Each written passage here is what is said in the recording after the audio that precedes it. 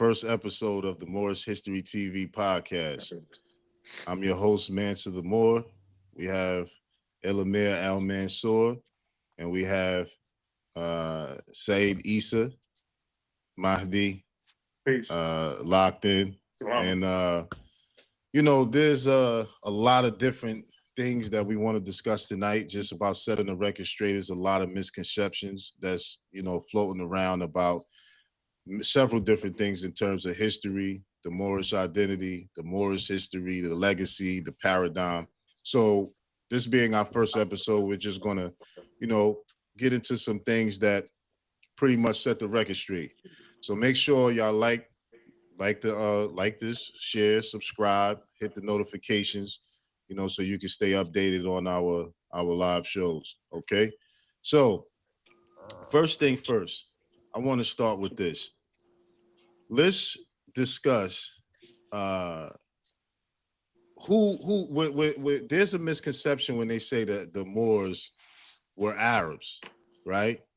And that the Moors weren't black, they were Arabs and Berbers, right?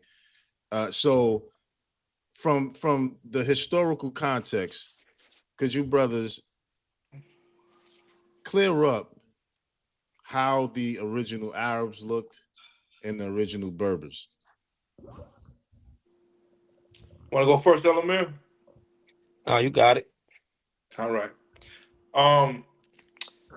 The word more in of itself, when we deal with the etymology of the word, there's a couple of different etymologies that people cling to. The most notable one would be Mori. More comes from Maori or Maori, and they use the Greek etymology where it means black, right? But that's that etymology is foreign to North Africa or the Eastern, linguistically speaking, the Semitic language peoples, right? But if you look at the word, and I believe that Elamir had brought this up when he was dealing with the Phoenician etymology, which was Mahor, meaning Western. Or Maharoon. Yes, meaning Western. If you look in the Arabic, Maghreb, that means from the West as well. A lot of people associate it with the Maghreb prayer, which is the prayer of dusk, right? Now, that Maghreb in Hebrew, it's Ma'arev, right? Ma'arev. When you look the beginning of it, meme, when you get the M sound from, that means of or from.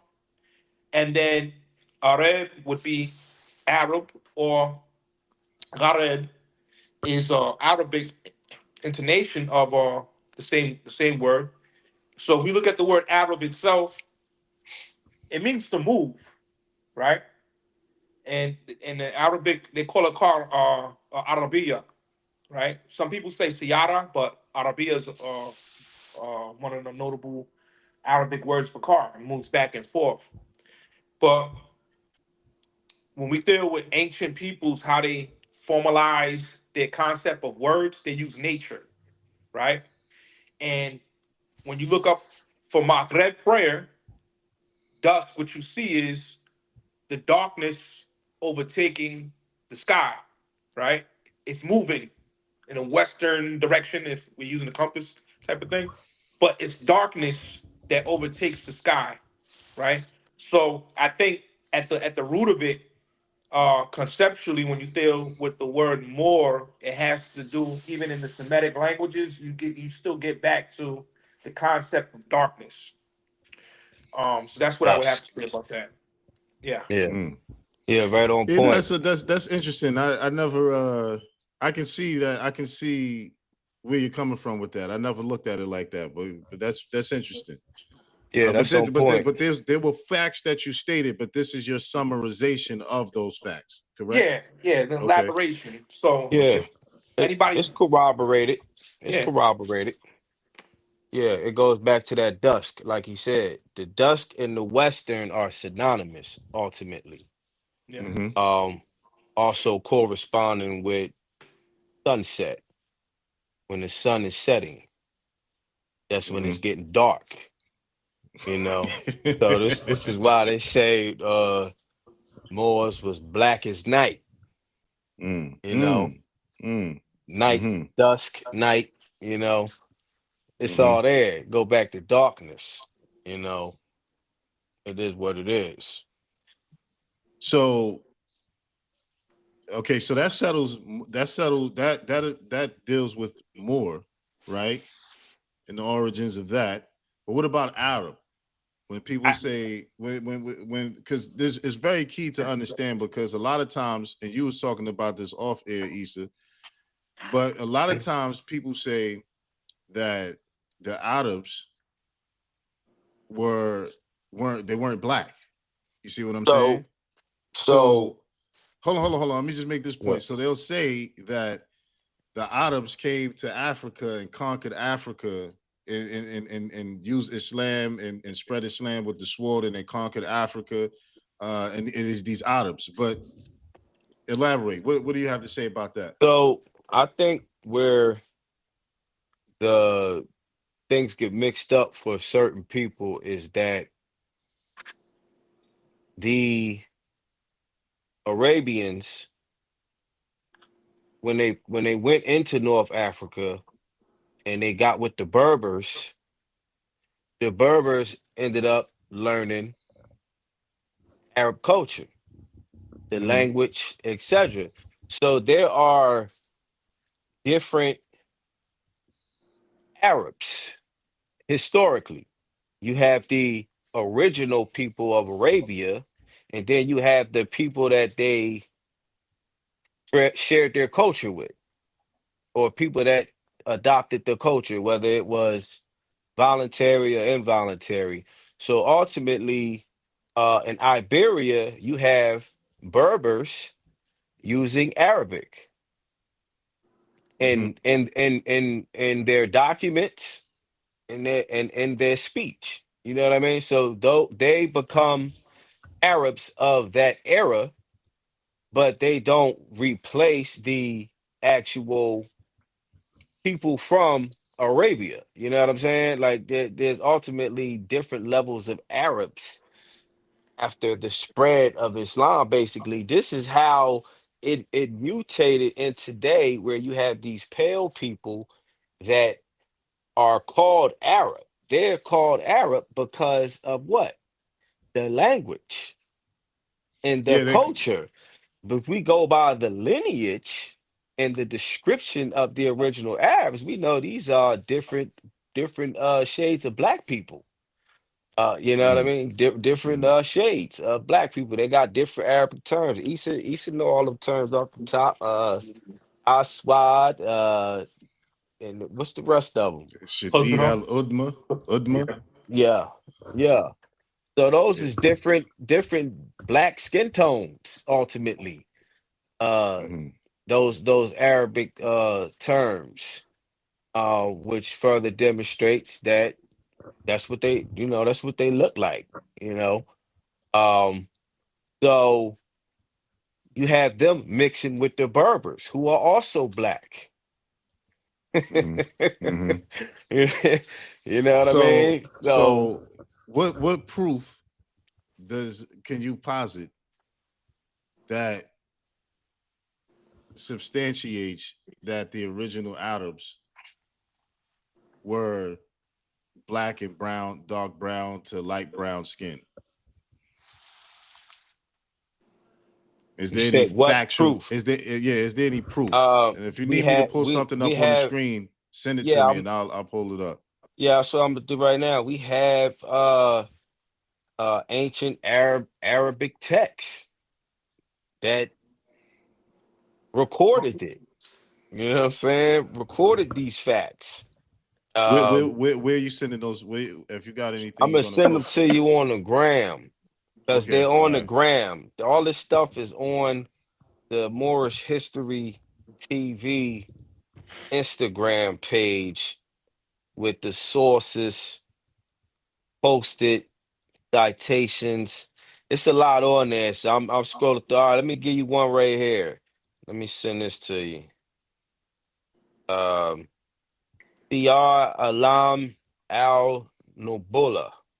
I don't know if I'm pronouncing that right. Issa can correct me. The Darul Hadith, Cairo, 2006. When Arabs say so and so is abiyah, they mean a wheatish complexion with slight darkness. Hinti, al lon b elatin salta. I don't even know if I'm saying that. I'm gonna send it to Issa too, so he can read it. And if it's the complexion, the people of India they say asmar and Adam. And if it is of Tucale Negro, Sawad al Takror, they say Aswad. Likewise, everyone whose complexion is overwhelmingly black, they call Aswad or Shadid ul Udma. Ultima. Right? All right, listen, send That's it to my man to the more Instagram. Send it there so I can pull it up.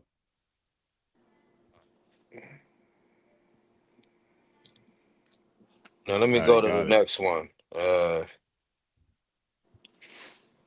Let me go to the next one. Okay, Wait a hold on. minute. Let me before you go to the next one. Yeah, Let me go over that. yeah, let me pull that up for people so people know that we're dealing with the facts. Okay, I can see that.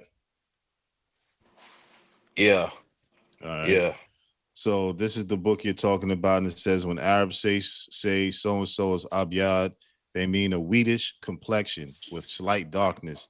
Hentley al al lon b heliatin soda, But and if it is lawn the means color. okay, okay, yeah, I'm glad we got a Arab speaker, Arabic speaker, uh, present. That's why we definitely wanted you present. And if it is the complexion of the people of India, they say Asmar and Adam. And if it is of the Tukalur Negroes, Sawad al Tukru, they say Aswad. And likewise, everyone whose complexion is overwhelmingly black, they call Aswad or Shadid al Udma. And that's in the source Siyar Alam al Nubula, page 139 and 448. Darul Hadith, Cairo, 2006.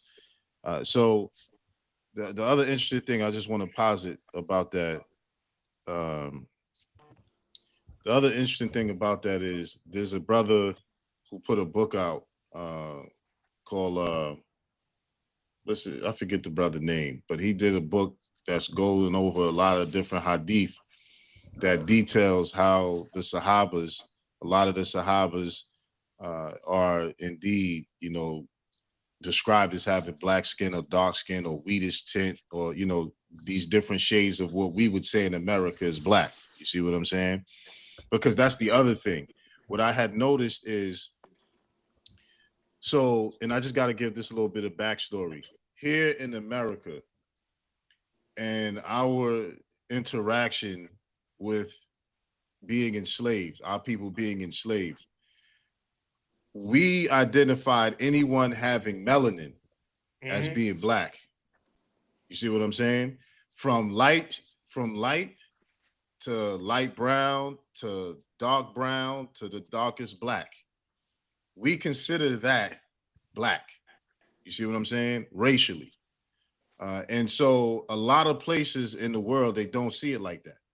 You see what Exactly. I'm saying? And so that's the difference. We in America have embraced the one drop rule. You see? So if someone has black ancestry or someone with melanated ancestry, we consider them for the most part black. You see? So that's important. And what this explanation is giving in this source that we just provided, it's indicating that there's different shades in Arabic of what we would consider here black and say in the same capacity. So it's showing from the wheatish, like Issa's wheatish, a wheatish color. You see what I'm saying? Elamir is a Udma. You know what I mean? I'm a Udma or Actually, you're Abyad or not. Aswad. Huh? No, you guys are not. What? You Well, guys, not you guys are Asmar. Asmar. Yeah. Not in the summer. Not in Yeah, the not in Now, summer. this. now I'm gonna tell you Not in the summer. The South Sudanese. Yeah, no. They're Those black. are those are the ones that are black. They call them Yeah, black they're the blackest in of Yeah, black. Arabic. Yeah, But in the yeah, but but summer, you guys, they call you Asmar. that's right? that's this winter time now. It, but listen, if I'm in a summertime environment year round, you know, Yeah. No, that's a I've fact. I've I've I ain't trying to I've been knock your melanin no, dosage, I'm man, just but you know. I'm just telling you, it increases with Yeah. Yeah, the rays. You know what I I mean? mean, So check it out, right? I've been called Burple. You know what I mean? In the summer, Yo, listen. in the summer, Hey, Burple. You know listen, what I mean? It's look. black and purple. You know what I mean? There's many factors to You it. know? Definitely staying in the sun all year round. When I was younger, I was a lot darker than I am now, right? Yo, me Yeah. too. Me Yeah. too. You know, I don't So, know what I don't know if I'm inside more because when you young, you outside, you running the streets all day. all You day. know what I'm It's saying? that So you get sun, man. that sunlight, you Yeah. know. But Yeah. but yeah. I get, I smile. But see, that's the other thing. Uh Again, that's why I'm indicating that in America, we just call that black. From the blackest black to the South Sudanese type black to your type black and everything in between, we consider that, black. You know what I Yeah. mean? So a lot of time, That's an American phenomenon. right, But we right. gotta look at its inspiration. We talking about the inspiration of it. The fact that there's different Arabic terms for different black skin tones. Mm, That's the source. You know true what I'm indeed. saying? True That's indeed. where they're getting these ideas. Hmm. Okay, they all black. Put them all in black. You know, Yeah. they were all Arab, so now they all black. Yeah, now in J.A. You know what I Rogers' mean? book, I believe it's Nature Knows No Color Line. Hmm. He speaks about how one of the Saudi royals came to America, to the United States for a visit, and he was in the White House, Mhm. and they was the mess hall and the mess cooks, the basically the chefs were black. They, and he told the president, he's like, yo, these are Arabs, and they was like, nah, these are Negroes. You see what I'm saying? And he was like, nah, he left not being fully convinced that they wasn't Arabs. You see what I'm saying? So Mhm. this is very key because now Arab means someone who speaks Arabic. When in the past, to be Arab mean you had to be the Wheatish tan, Asmar, or Shadid al Udma. You know what I mean? Or Aswad, right? Check the ones I just sent. Two more literary sources and uh um historical and artistic sources that correlate. You sent quite a few, so let me Yeah, start with the books. There's two other books you should see that okay. Well, follow let uh me add on to something you said, right? The Arabization, and you're correct. Arabization comes through the adoption of the Arabic language. Um, and they say that the original Arabs are actually from Yemen, not from the northern part, what we call Saudi Arabia. They're actually from Yemen, right? Mhm. Those are considered the original Arab people, right? And you have a distinction, and within that whole society, that we claim to be descendants of Abraham, right? Abraham was not actually a part of that original Arab people from Yemen. Abraham, they call him a Hebrew from the northern part. But even the word Hebrew and Arab, they're like they have a relationship in the etymology because Hebrew means to cross over, Ibr, right? Or Abar means to cross over. But the distinction is this: when Ishmael went down into Arabia and took wives and created his princes and sons and kingdoms and clans, he's called a Musta Arab, right? That means somebody who's adopted into the Arab ways or the Arab people, right? But then you have Araba. Those are the original Arabs, right?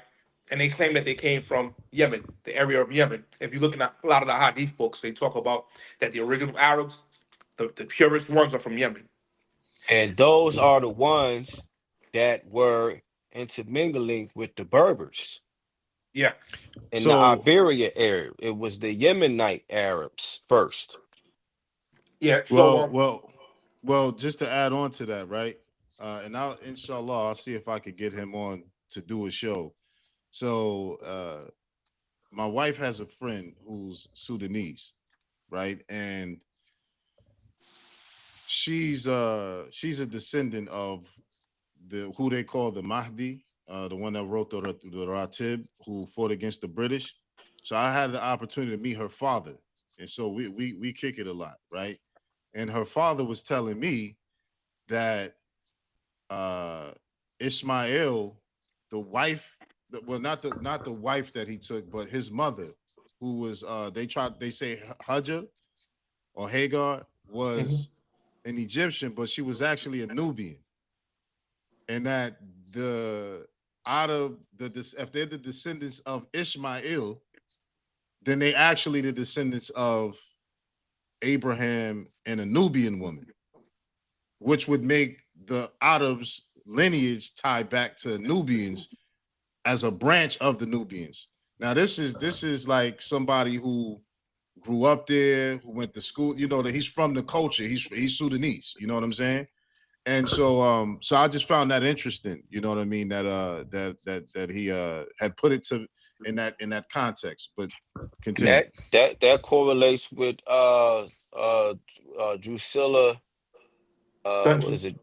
Yeah, with her book Wonderful Ethiopians in the Ancient Kushite Empire. She has a whole chapter on the Kushite expansion into ancient Arabia and being the first people, Hmm.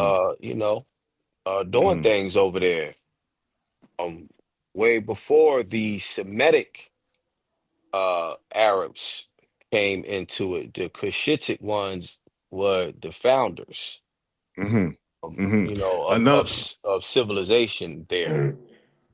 another thing is that so I'm looking on this line right now. If East that if all three of us went to what's considered the Middle East today, right? Isa would definitely be considered an Arab, right? An Arab, right? He is what is accepted as a traditional Arab. Now, you, Ilamir, when I've been to Saudi Arabia quite a few times, I've seen guys that look like you as well. You know what I'm saying? Yeah, Arabs. People yeah. that not born and raised Saudi Arabian Arabs, right? Hmm. Especially with the features. Now, when I was in Egypt just earlier this year, they kept telling me the natives. They kept saying you look like Egyptian.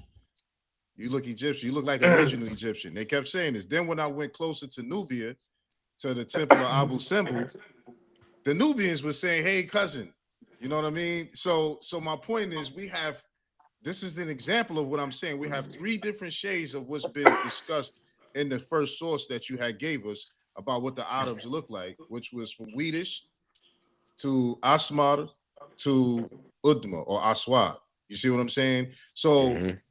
so I just wanted to make that connection because a lot of times the understanding is that, oh, y'all are Negroes and this and that and the third, when really they were describing how the original Arabs looked, and Yeah. it's in alignment with that. I want to add on to that. And this is something, if you ever came across the Hebrew Israelites, they use the Schofield Bible to try to make a point Mm-hmm. about him, not the Negroes, like the Negroes Yeah. and stuff. I don't think they even understand the point because Zardavan was a racist. Mm-hmm. He was using it for a different point, trying to say, well, you guys are civilized, but these people here are called Negroes. They're slaves, But I wanted to add on that, and this correlates to what the brother was telling you about Sudan. The history of Sudan is a mixture between Nubians and Arabs, right? You have in the southern Sudan, you have people who are not Nubian per se, but they are Cushitic or Cushites. And they were ancient people as well who became incorporated into what we call the Sudan today. But they're also in Kenya and a few other different countries, Ethiopia, right? This is important because we're talking about the evolution of terminologies over the years and peoples, right? A lot of people, when they discuss this, they use who you see today in these lands as being the example of who these ancient people were. They Right. do a disservice to history because they ignore all the different empires that rose, fell, the invasions, the colonization. They ignore all of that, right? I would say they're programmed because they're oftentimes it ain't just them, but most people aren't taught a difference between ancient geography and modern geography. Even with the word Sudan, it was large parts of West Africa was known as the Sudan before the modern nation states in Yeah. East Africa. Or is that East Africa, right? Yeah, in East Mm, Africa today it has a modern nation state, North Sudan, South Sudan, or whatever. But West Africa was called Sudan before that. So the West Africans would be the Sudanese from that era. You know mm, what I mean? mm, So people don't mm, be knowing these details and these particulars about things like that. You Yeah, know. you're right. In Arabic, there's a word called zinj, right? Plural of it is anuj. When you read a lot of some of these hadith, and this will get me in trouble with a lot of my Muslim compadres, right? They they've been taught from a young age for generations that the hadith is just as sacred and holy as the Quran Sharif. mm, I don't mm, see it that way. A lot of other Muslims don't see it. The Quran is considered the real word of Allah subhanahu wa ta'ala through Jibril to Prophet Muhammad sallallahu alaihi wasallam, right? say, sell them. The compilation of hadith was different. It didn't go through that direction. It went through the companions, right? And then from the companions, it went to successive generations until it was compiled. What a lot of them say, well, there was a methodology, there was a science of how they accepted hadith and rejected hadith, right? For that time and for that era, it may have been, a gold standard then. In our era, we have more resources available to us, and we have methodologies that could look at their methodology they used, but we have some additional methodologies, right, to science everything out and see what adds up and what doesn't.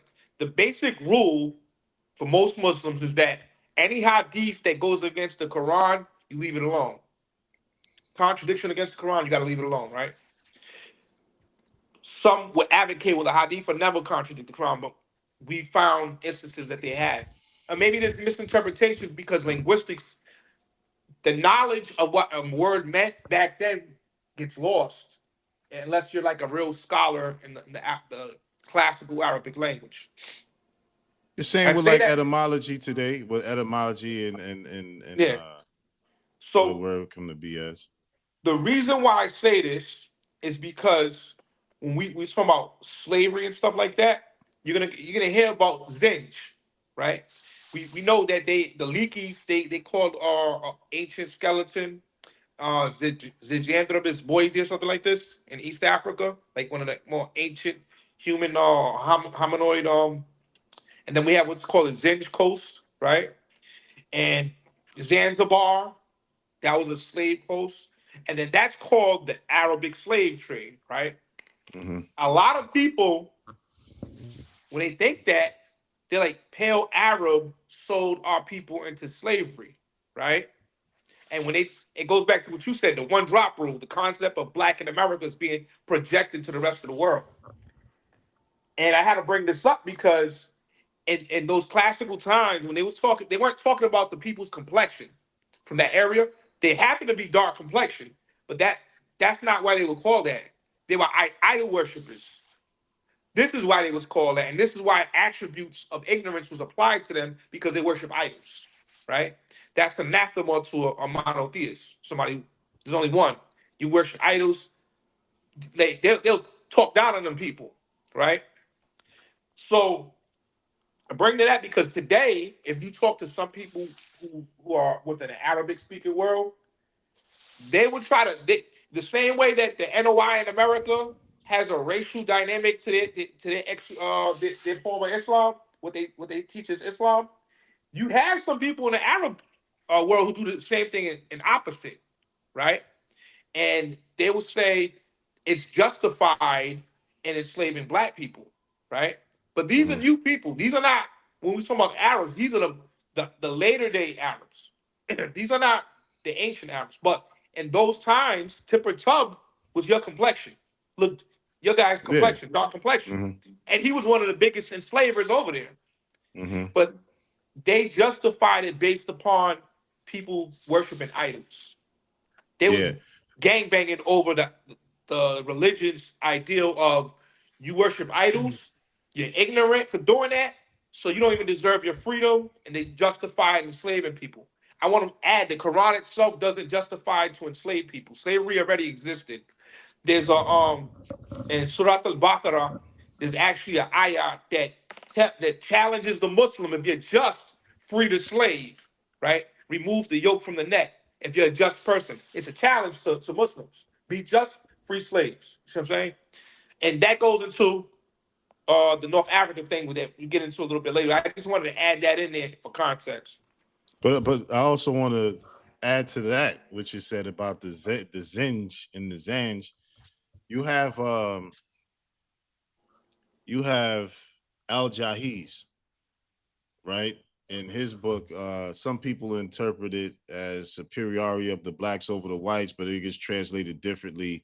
The And glory of the blacks. yeah, the Yeah. glory of the blacks over the whites, so Hmm. on and so forth.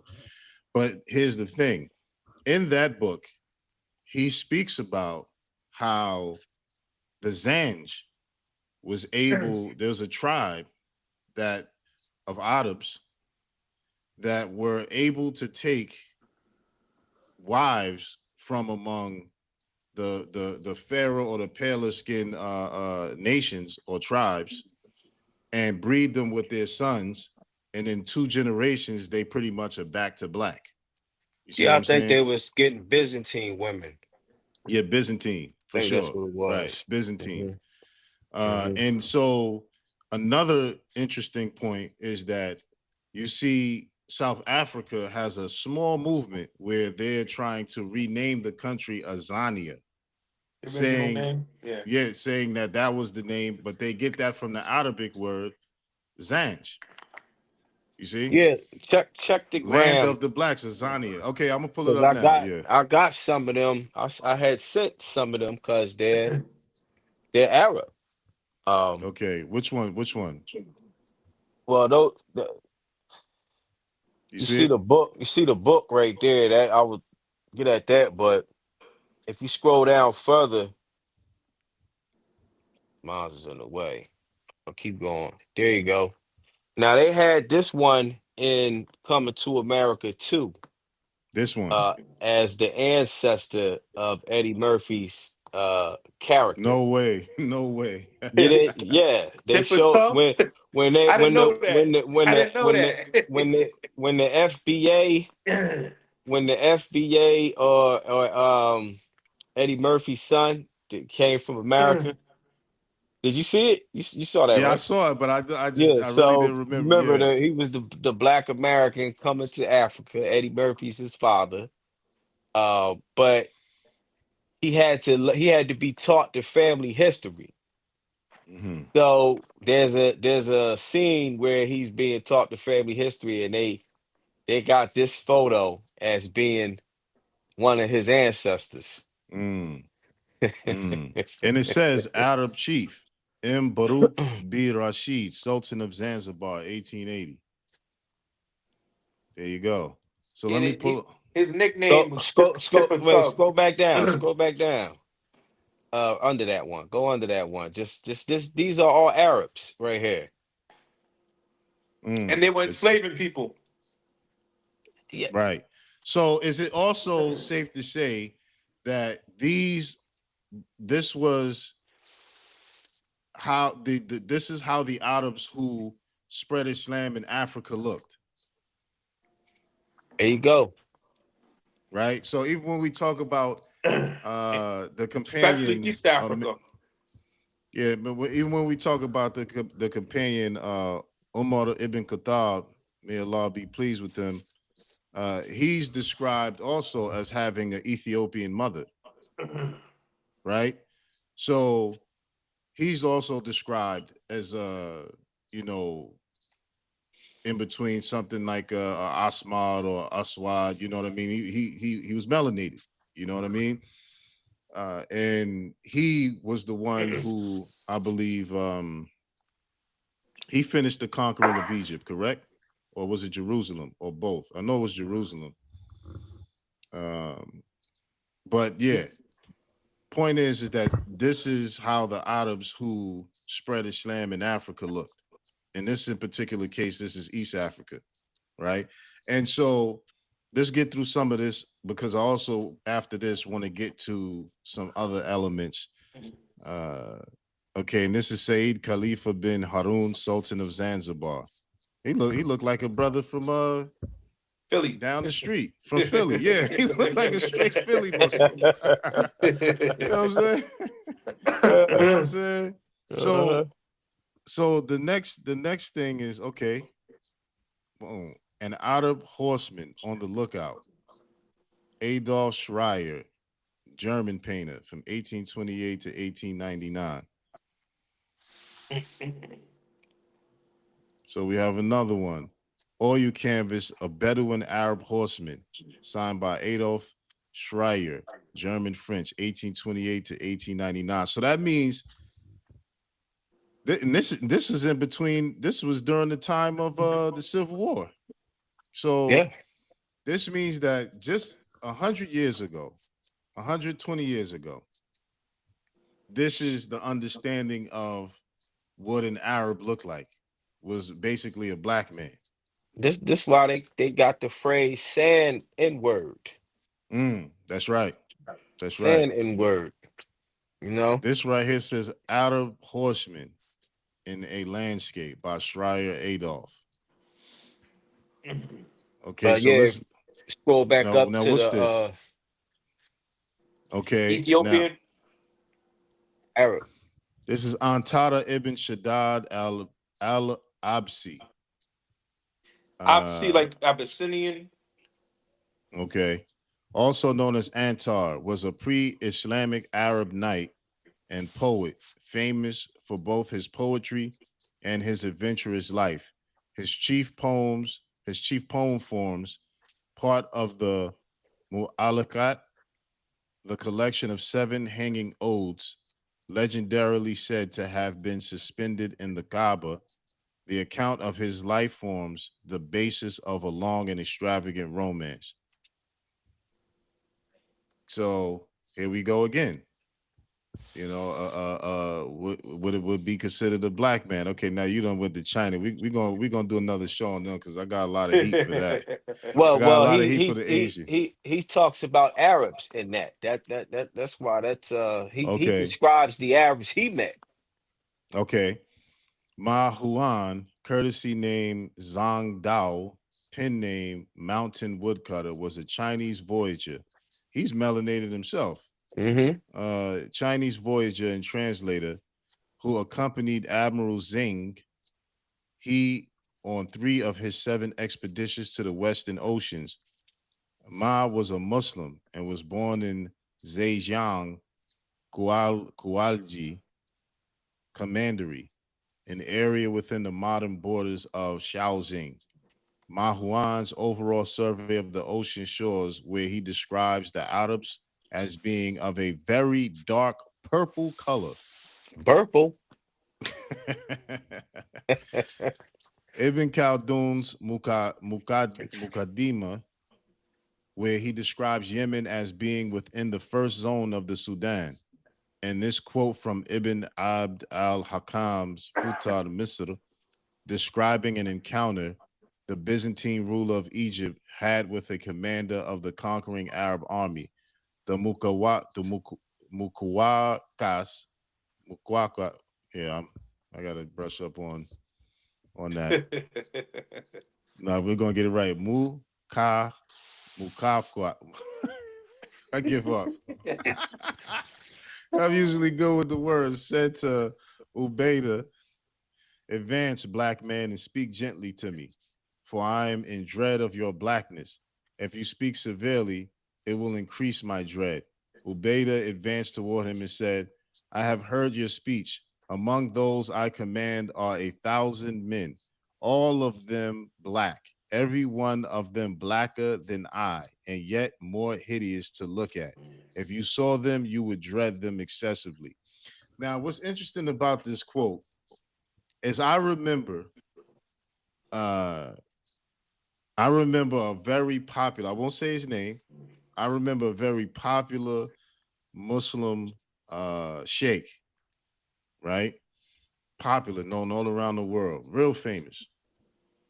He was retelling this story and he completely left out that the reference was to the blackness. He completely left it out. Completely X'd it out. Like, I mean, completely.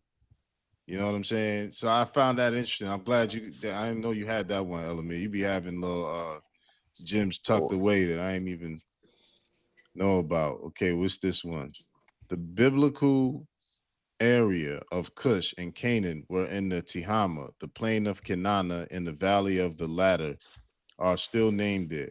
It is why in the Bible it is said Assyrians took away Canaanites and Cushites in their region, was the area called Araba, and these are the Arabs of the ancient world. Okay, it's from Dana Marniche.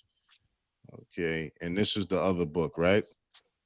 The One Gharib of them. al the The Gharib Kitab. al Hadith by Abu Ubaid al Qasim ibn Salam al Harawi in 837 AD. The oldest known dated Arabic manuscript on paper in Leiden University Library says the most prominent colors amongst the Arabs is Asmar and Udma, and the most prominent colors among the non-Arabs is white and red, pale white. The word Asmar and Udma are translated differently in different parts of the Middle East, but in the medieval Arabic grammar sources and in modern Bedouin Arabia, the variants of the word Sumr or Samar mean something just short of black, while Udma meant simply black. There we go. You know, so that's very key That's that one we could. more. There's one more. Hold on. With this one, well, I think we went over this one. No, Yeah, no, we go we down. went. Go down.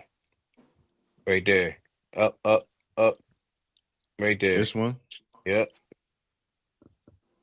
Okay. The 9th century Ibn Durayd al-Azdi said in his book Jamhurat al Lug Lug Lugat. okay. Lugat, the Lugat. language. Okay, yeah, Yeah. help me out, my brother. Come on, man. I'm learning Arabic, but you know, you more advanced than me. Help a brother out. He got me on here sounding illiterate. Nah, but chapter 2, page That's funny. 650, and it is said, it is not hidden that the meaning of the red and the black, and so the blacks are the Arabs because al Sumata is in them in abundance, and the red means the non-Arab because al Shakara is in them in abundance. Shakara means a fair-skinned or blonde person. Samar or Sumr still means something just short of black among Bedouin Arabs. And that's from that quote from the 9th century.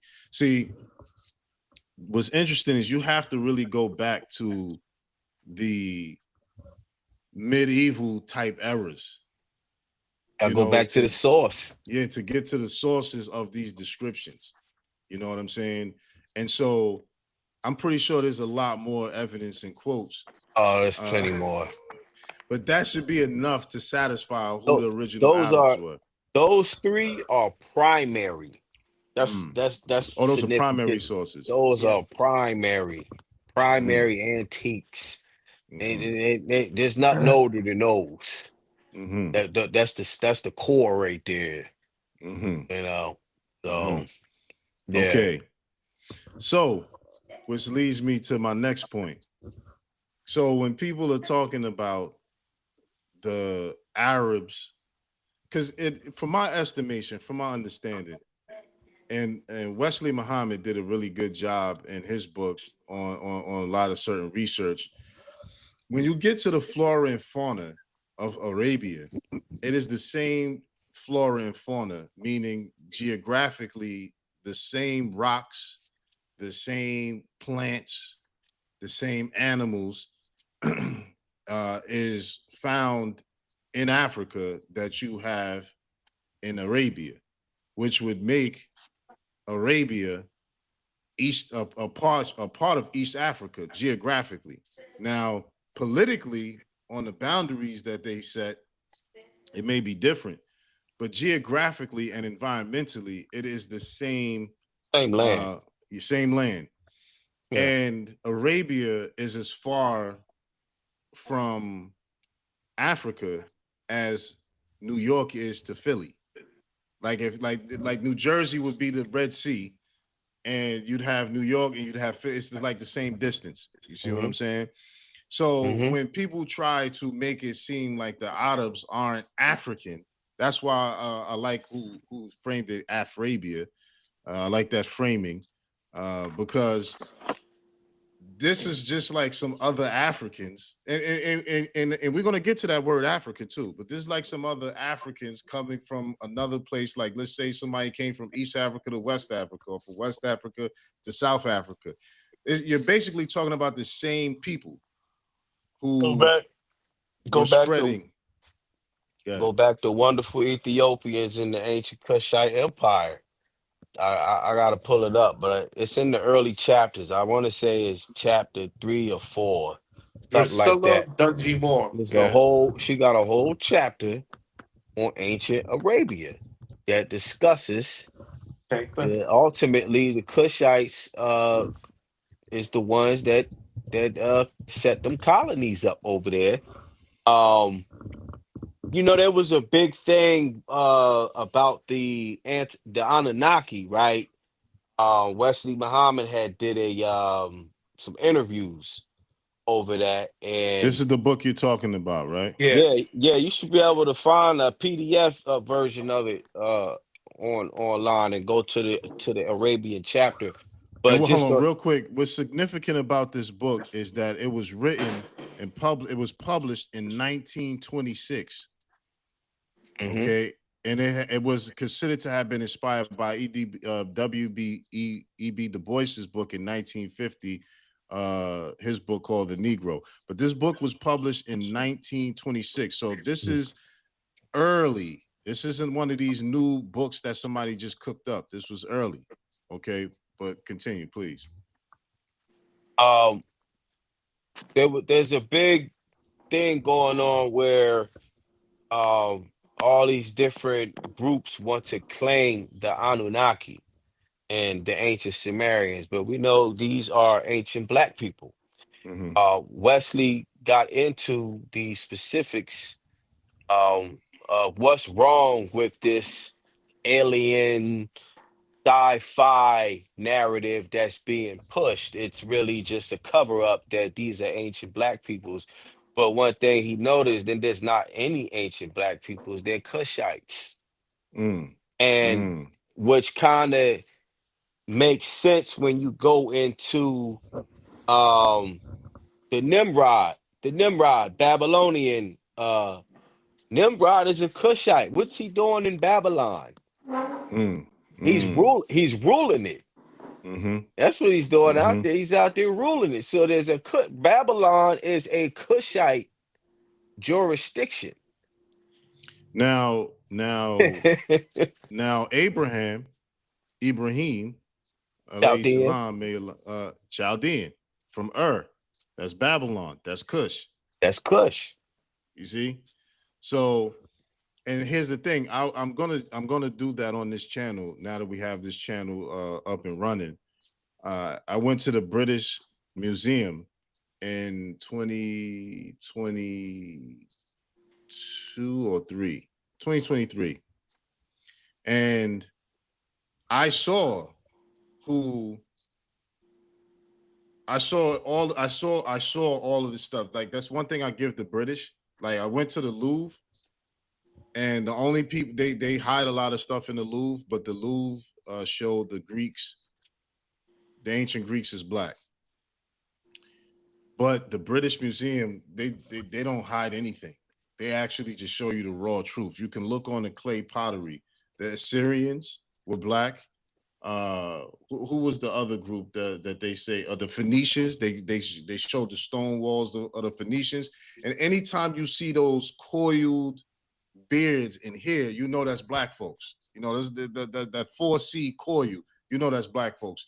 So I'm going to show all that evidence on this channel in the coming weeks and days of those travels in the actual artifacts that show that the Sumerians, the Assyrians, everybody in that area were black folks and other stuff too. You know what I'm saying? But yeah, 100%. There is a cover up in regards to that because they want to make it seem like, you know, just like with the pyramids. You know, they'll say, oh, you know, they came from space. And these are just black folks. You know what I'm saying? They came from space. Yeah. Yeah, hold on. But then you say they came from space. Okay, fine. They came from space. You got the Dogon, who said they came from Sirius A and B. Sirius. Yeah. You know, and they black folks. And you drew know what I'm saying? And drew the map in the dirt. Right. Before before the Hubble telescope picked it up in the 70s, they said this is where they were from. So again, like sometimes people try to label this stuff as, oh, you're just Afrocentric and you blackwashing history. But in reality, this is the true original history of things. You see? And that's what I want to go to next, real quick. This word Africa, because they're doing a big disservice when a lot of times we just paint the brush and say Africa, because Africa is really a new term that has been applied to the continent. You know what I mean? When we were ruling things and prior to colonization, it wasn't called Africa. You know what I'm saying? And so it's important. Okay, if people want to understand how it's important to name things, in the Islamic tradition, in the Judaic tradition, and in the Christian tradition, Adam was given the rights to name everything. You see, so it is in the Islamic tradition. It is said that Allah or God told or taught Adam the names of things, right? So it wasn't like he just made it up, right? So it is important what we name things. You see, this is why we have to get to the source of things, because on our Facebook page and even on this channel, we have a lot of North Africans, a lot of Arabs, a lot of Europeans who claim that we're blackwashing history. Modern, yeah, modern North Africans, yeah, modern North modern Africans. Arabs, speakers, yeah, modern Berber speakers. You know, we gotta put detail on our terms as well, because of the, you know, things changing around so much. And that's significant too, because people like to talk about the slave history or the African slave trade and all that, but when that happened, it wasn't called Africa. Exactly. You know? So to say you bought this many millions of Africans to the New World wouldn't fit with actual history, because the Berlin Conference didn't happen until the late 1800s. Yeah. And that's when Europeans said, we're going to call this Africa. And then everybody else rolled with it, you know. So, that's when they created Sub-Saharan, because you'll also notice that there's the dialogue that the modern North Africans and modern Berber speakers and modern Arab speakers will say, we're different from you. You guys are Sub-Saharan, right? And Sub-Saharan is a made-up term, just like the Middle East is a made-up term. These are geopolitical terms that were created via colonialism and imperialism by European nations via the Christian doctrine of discovery. You see? So it's very key when you decolonize your mind to understand that these terms that are being used are used to place us in an inferior and subjugated perspective narrative, and yeah. narrative, And that's why and to see us that way. it's important to control names or to be able to name things, because you get to define the narrative around the name that you're creating. Hmm. As example of what they did. This is sub-Saharan Africa. Hmm. So, and then they fabricated a narrative that black people there just stayed in what's called sub-Saharan Africa and never lived in North Africa.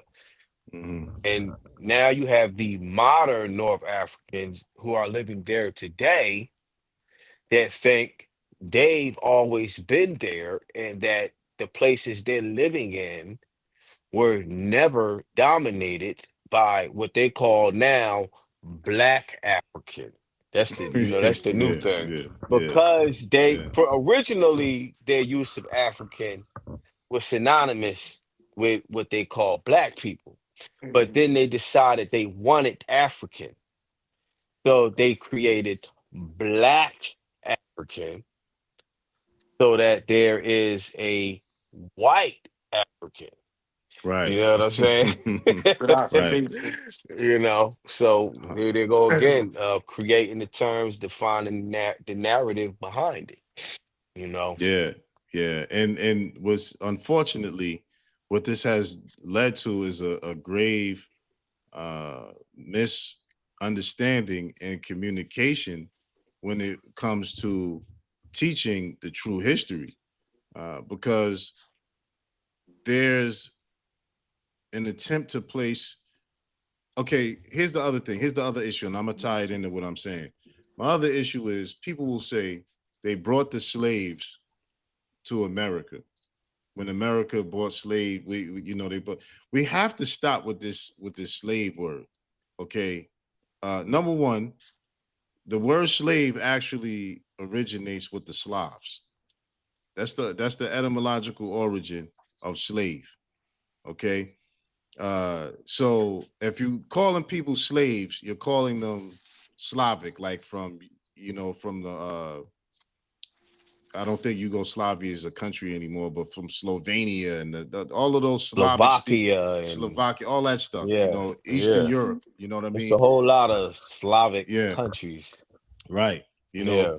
So uh, in any other context, these people were servants.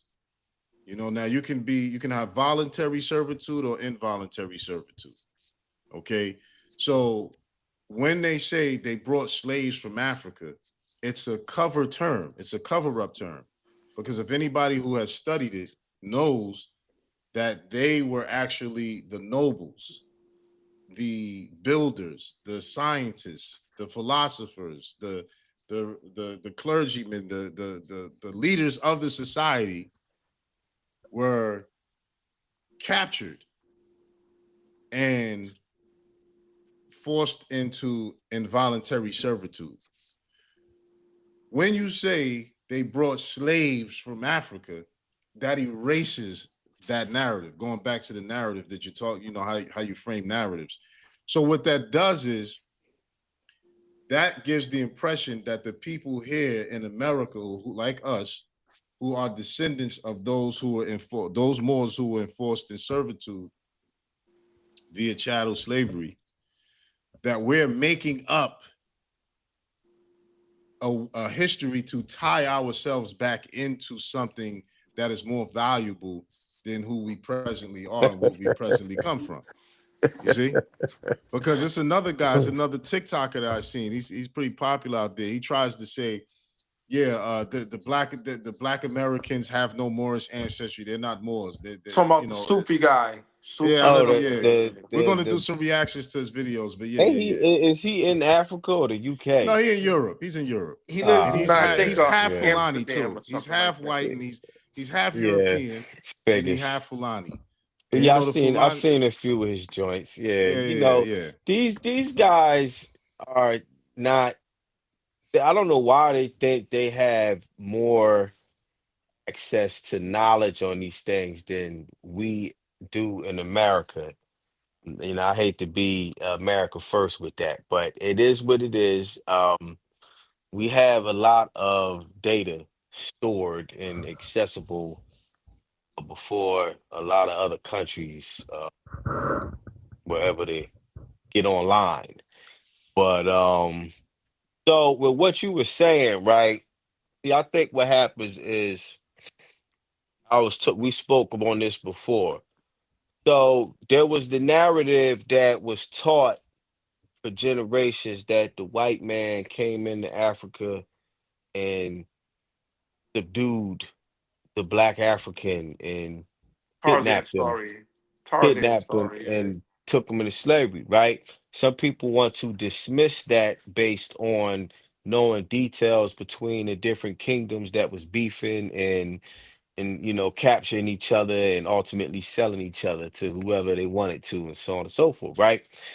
What I think is from what I'm looking at, the invasion of Morocco is majorly suppressed when Mhm. the African slave trade comes up. The entire 1400s and a large portion of the 1500s is suppressed. And it's ultimately omitted if you're only looking at English history because they weren't dominating the game yet at that time. It was Portugal and Spain ultimately. And Portugal, I think, is responsible for the narrative of the white man coming into Africa, doing things and kidnapping people, because that's exactly what happened with the invasion of Morocco. At least five coastal cities was depopulated, and these are largely what we use in modern lingo, black Moors. I know the Moorish community out there, I ain't using black and all that, but we're speaking to a broader audience. Yeah, yeah, yeah. We're not talking So in a legal political context. When we talking in a legal and political context, then it may take on a different framing and narrative. But for the layman, we're going to use black. yeah, so these coastal cities was populated with black Moors. And Um, I don't mean to cut your wisdom. Just let me get this part across. The reason to you Moors out there, just so you know, the reason it is important to use black in the framing is because when you're responsible like us for representing the identity internationally and moving forward with it, you're going to encounter these modern North Africans, modern Arabs, and these Europeans who will try to say that we aren't Moors because of the skin complexion and because of this what is being perceived as black. So this is why it's important when you guys say, oh, the Moors weren't black, you may mean it in the legal and political context, but they're taking that and saying, yeah, see, these guys agree. They say you guys aren't Moors. See, and, and, because and and they're talking about melanin. They're melanin. when they're saying the Moors weren't black, they're saying they didn't have high levels of melanin like we do. Um, Right. but so back to what I was saying about the invasion of Morocco. Uh, those five coastal cities was depopulated. So I think that original narrative of them coming into Africa and kidnapping people, I think it starts there because that is actually older than when England and these other groups actually started taking captives or purchasing captives from Africa because they had to get permission themselves from Portugal and Spain to even get in the game the way they wanted to get in the game. Mm. Um, so I think my point about that is that there's many things that took place, and some of us don't know about other things that took place, and some of us do, and those that don't rely on the things that they just know. So, like, you have the people that rely on the African soul African narrative. Hmm. Uh, you know, for for sake of the common person, like you said, yeah, we can say that that happened, but that's happening 100 or 200 years after the Portuguese invasion of Morocco, which wasn't, they didn't go to the Moors and say, sell us some Moors. No, they came in and tore things up. You know what I mean? They came guns blazing, ultimately, cannons firing and got busy. Um, and then the gang changes after that. They work their way down the coast after they complete this, and it takes them almost 200 years to do this. You know what I mean? So they like to start from 1611 and the 1600s and stuff, but that's England's era. We got to look more at Portugal and Spain's era because they were the ones setting it off and, laying the foundation for what England would come into later and become the number one country. Superpower. Yeah. Yeah, superpower. Yeah, you know what I mean? But you So, still, but you still had France. You still had Spain. yeah, I said All of these Spain. guys was Yeah, yeah, yeah. You did. yeah, yeah, So let exactly. me. But France gets its foothold in Africa after Portugal and Spain. Portugal and Spain is the first, and even today, Spain still has Ceuta. Ceuta was the first city that was attacked, 1415 AD.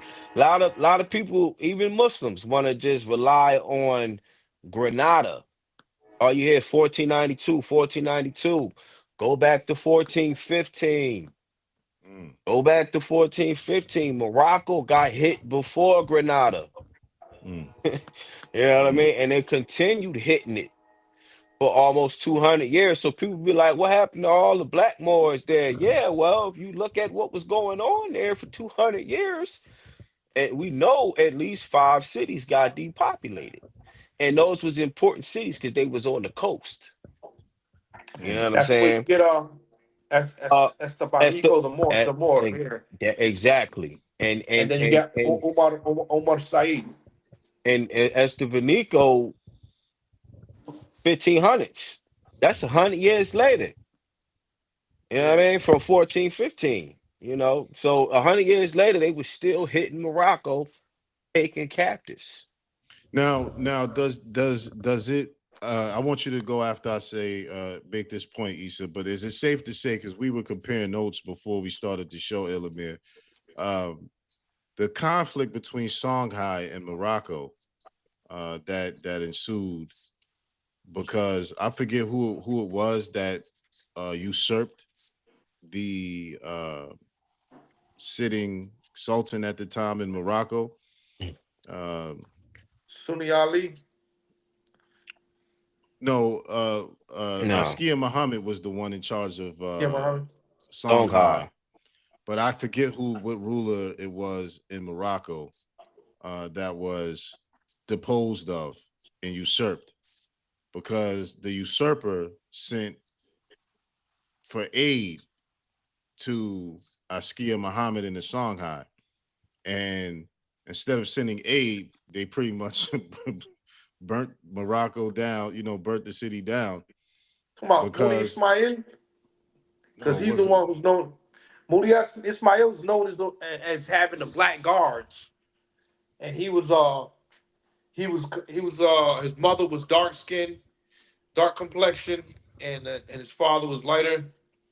No, I think this was what year was this, Elamir? This was Mansour, And so, Ahmad al Mansour was the Sultan in 1591, and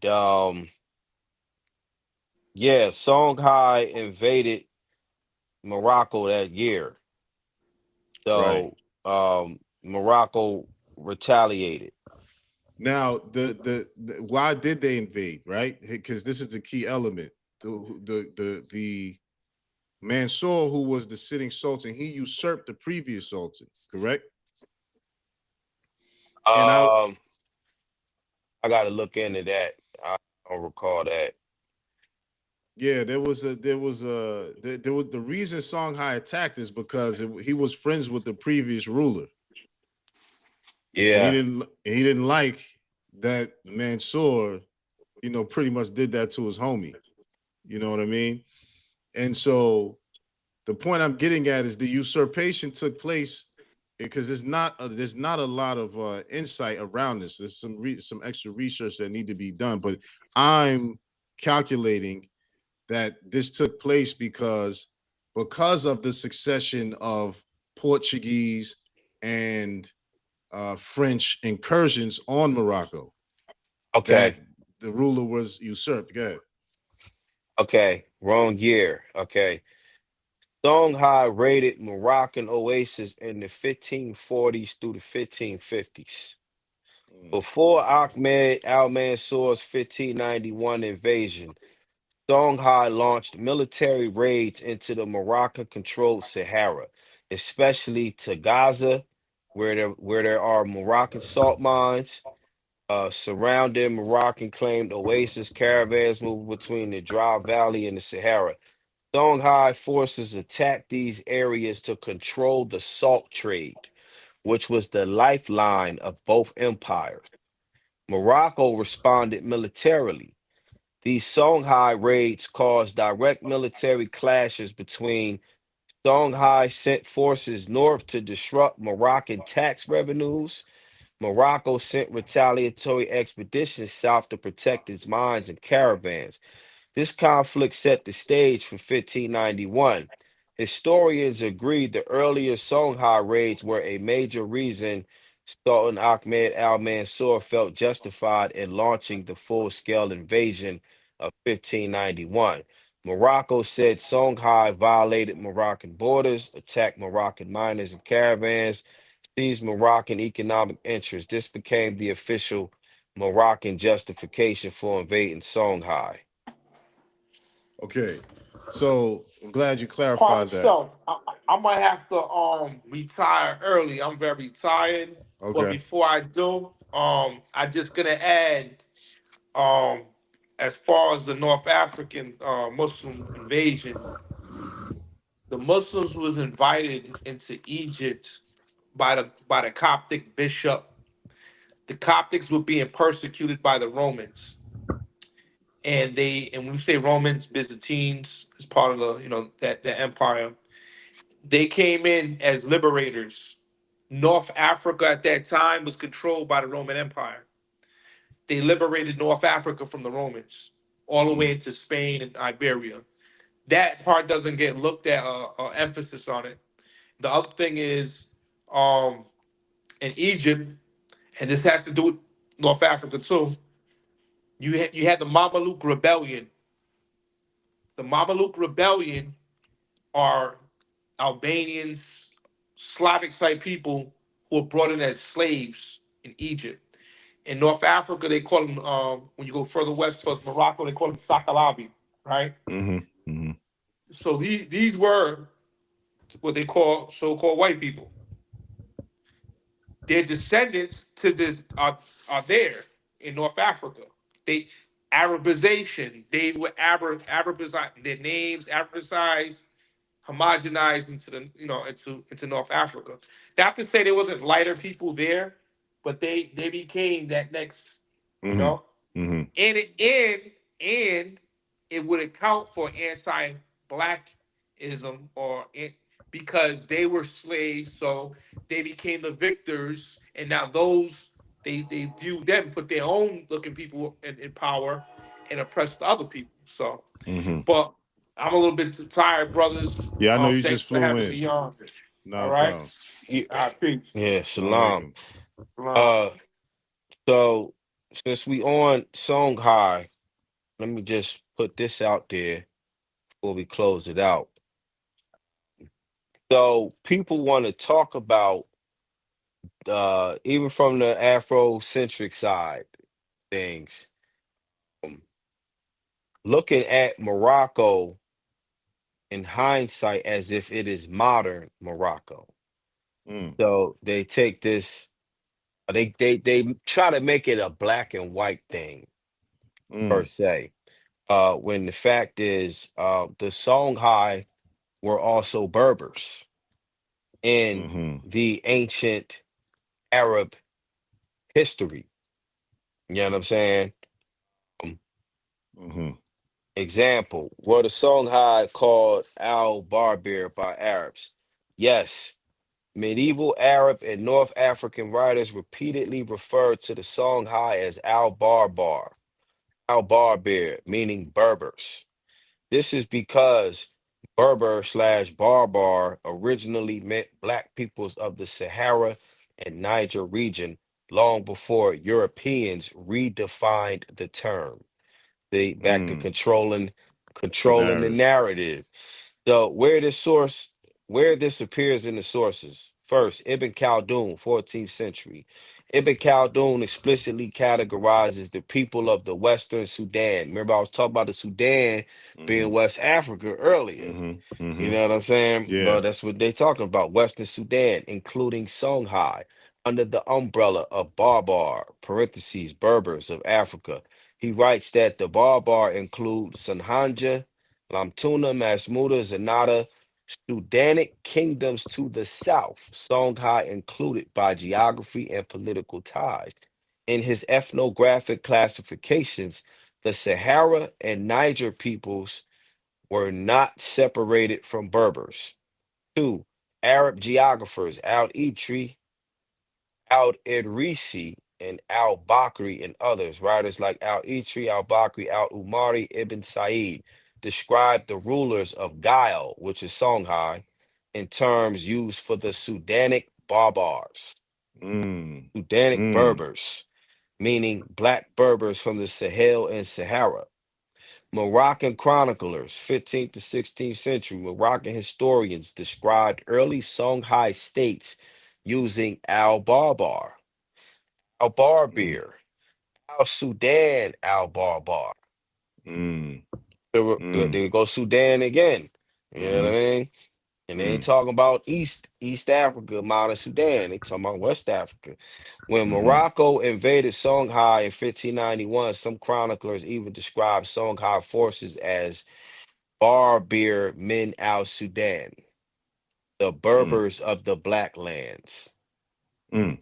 This is critical because it proves Barbar slash Berber did not originally mean white Amazigh. It meant black Berbers from Mauritania, Mali, Niger, and the Sahara. Mm. Why Arabs called Songhai are al Barber? Because Berber slash Barber originally meant black Saharan and Sahelian peoples, including Somai, Lamtunas and Hajas and Nada, Masufa, Takror, early Malayans, and some Hausa polities. The Berber equal white Amazigh idea is a modern interpretation that came centuries later. In medieval Arabic sources, Songhai are part of the Al-Barbar, the Black Berbers of the Sahara. Ibn Khaldun, al-Bakri, and Moroccan chroniclers all use these terms. The word Berber originally referred to Black Saharan peoples, not modern Amazigh nationalists. So, and you know they talk about sub-Saharan when they're saying Black Mm-hmm. Mm-hmm. Saharan. So it's Mm-hmm. funny Mm-hmm. that they have redefined uh what's that word he used? Sub-Saharan.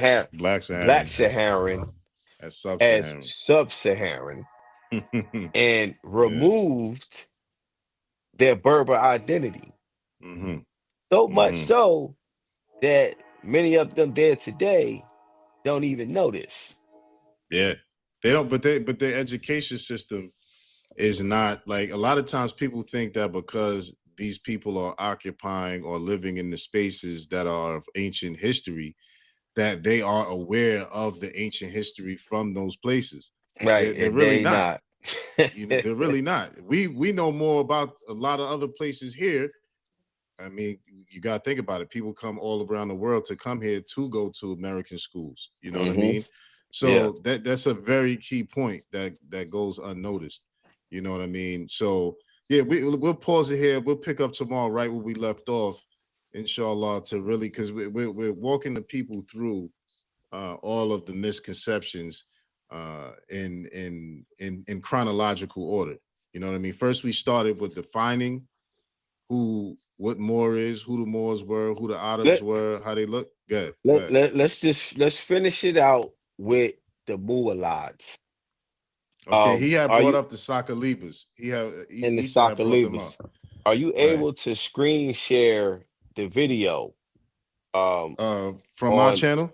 Yeah, Yeah, 1 second. because it Which has one of the images that I see modern Eurocentrists love to the one post. that's labeled Maka Muwalid and Sakaliba usurpation? Yeah, yeah, Uh, yeah.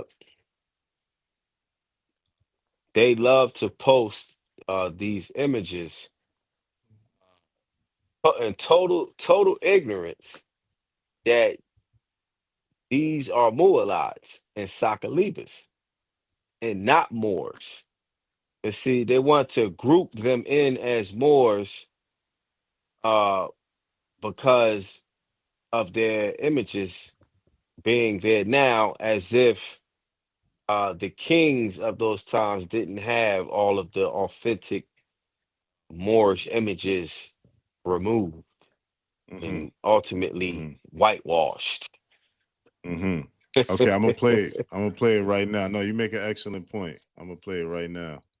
Back to another powerful episode from Moorish History TV, where we don't just tell history, we restore it. Because the truth deserves preservation, not revision. Not everyone who ruled Al-Andalus was a Moor, and not everyone who embraced Islam was born into the Moorish world. Some were converts, others were captives, but only a few carried the blood and legacy of the original Moors. Today, we uncover the rise of the Muwallads, the Sakaliba, and the quiet replacement of Black Moorish identity in Islamic Spain. Meet the Muwallads, Iberian Christians who converted to Islam after 711 AD. They weren't Berbers or Arabs, but native Visigoths and Romans. Toledo, Merida, Zaragoza. Many Muwallads rose through the ranks of Islamic society in Al-Andalus. But despite their conversion, they were often treated as second-class Muslims. Excluded from high military, judicial, and political authority by Arab and Berber elites, some Muwallads eventually rebelled against the Umayyad state, demanding autonomy and recognition. Rebellions occurred in Toledo, Merida, Zaragoza, and other cities.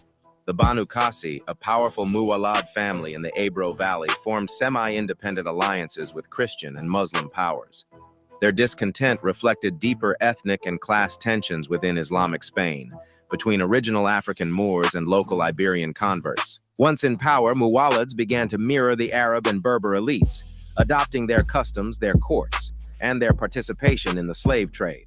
They purchased both pale-skinned Sakalibas, captives taken from Slavic, Germanic, Frankish, and other Eastern and Central European peoples, and Black African slaves transported across the Sahara. The Sakalibas were widely used as eunuchs, palace servants, elite guards, administrators, and after the fall of the Caliphate, even rulers of Taifa kingdoms like Denia and Tortosa. Traded through networks connecting Timbuktu, Gao, and Kanem, the African captives came from the great empires of the Bilad al-Sudan, the land of the blacks. Some were called the Zanj, hailing from the Sudanic belt and East African coast. These African slaves were used as laborers, concubines, guards, and household servants, woven into the imperial image of wealth and status. Even those who once stood outside Moorish identity, like the Muwallads, now bought and sold others to secure their place within it.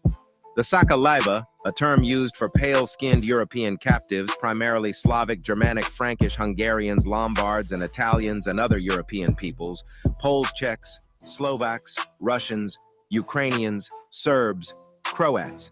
Bulgarians entered Al-Andalus through the Mediterranean slave trade, often sold by Christian kings and merchants.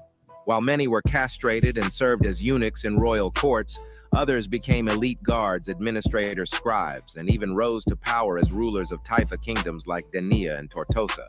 Jewish traders, especially Radhanites and Sephardim, were the key intermediaries. They connected Christian slave sellers, particularly in the Carolingian frontier and Slavic borderlands, to Muslim buyers across the Mediterranean. As Sakalibas and Muwallads gained power, the original black identity of the Moors faded. European captives became kings, converts became nobles, and Africa's legacy was overwritten.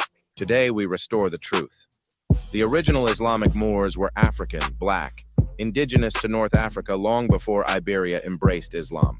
And we remember those who were not, but tried to wear the name. And even before the 711 conquest, many black Jewish Moors were already living in Iberia. These weren't newcomers. They were part of the land's deep-rooted Afro-Mediterranean history. If you enjoyed this video, type #whitewash in the comments. Don't forget to like, share, comment, subscribe, and follow Moorish History TV for more untold truths. History wasn't lost, it was taken. Now we take it back. That's right. Yeah, so that image that is showed at the end, those is all the images that the uninformed modern um, white supremacists, it is what it is.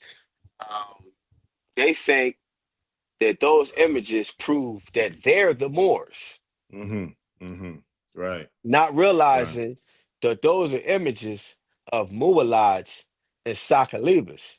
And Right. it's interesting because the history of those Muwalads and Sakalibas, they have been taught to transplant to us. For example, the Moorish chief that's in Philly, the artwork, the brother that's standing in front of the palace. Yeah. Right. You post that, and all you see from them is, oh, he was a eunuch. Yeah. Yeah. Yeah. But this is the role that they actually served They in occupy. Iberia. Right. And Right. they were doing it to each other. For example, the Muwalads would be the basically the Visigoths that converted to Islam, right? Well, they would purchase Slavs from Jews and make them eunuchs. You know what I'm saying? Not just Slavs, but as an example, it would be they would purchase different Yeah. groups. They didn't care that they had pale skin like they Right. like themselves, because there was no white supremacy at the Right. time. It was Exactly. everybody was out for the bag. Right. They were trying to get the money, and they wanted to use Islam to do it because the Moors was running things. And if you wasn't Muslim, then you didn't have you didn't really have no status. And what that does too is that connects what you're saying and what Issa was saying before he retired, is the fact that the Christians in North Africa, certain Christians, like at least in Egypt, invited the Arab Muslims, the black Arab Muslims, in to remove them as oppressors. Because it's the same thing when you get to Iberia. They asked the Muslims to come in there. They asked the Moors to come up there and liberate them from the Visigoths. And so, Well, it was a Visigoth that asked. wow, you see, there you Yeah. go. Which So, somebody so, posted the other day that the Visigoths was black. I ain't look into it yet, but when he said that, it had me thinking, because they done whitewashed so much. yeah, you just gotta check. There's Yeah, so you got, much has been yeah, whitewashed. It's yeah, worth looking into. it's worth looking But into. when I read this story about the Visigoth that invited the Moors, Tariq and them over there, it always dawned on me, like, why why did they care? Like, what Right, what was the incentive? right. I mean, besides, maybe they was plotting to take it all over, Right. maybe. Or was there something more lineage Yeah, yeah. based? Was Well, this some kind of connection family lineage wise? ties. Yeah, Was there family ties there? Because who is this right. Visigoth to just reach out to the top Moorish, the top guys in the Moorish hierarchy, Right, and get assistance, get right, approved, right. get approved for assistance. Absolutely. And I and look again, into it. gotta look into it. But again, this also defeats that narrative that Islam spread in Africa, in particular, in this case, North Africa, by way of the sword in the context of oppressing Black Africans, because a lot of Afrocentrics and others try to make it that way. And Hmm. even the modern Berbers, the whole Amazigh movement and these other groups, these which are modern groups, try to make this case that when Islam came in North Africa and it spread and it was conquering, the conquering was removing Byzantine, Visigothic strongholds and oppression and power, as opposed to oppressing indigenous Africans. You see what I'm saying?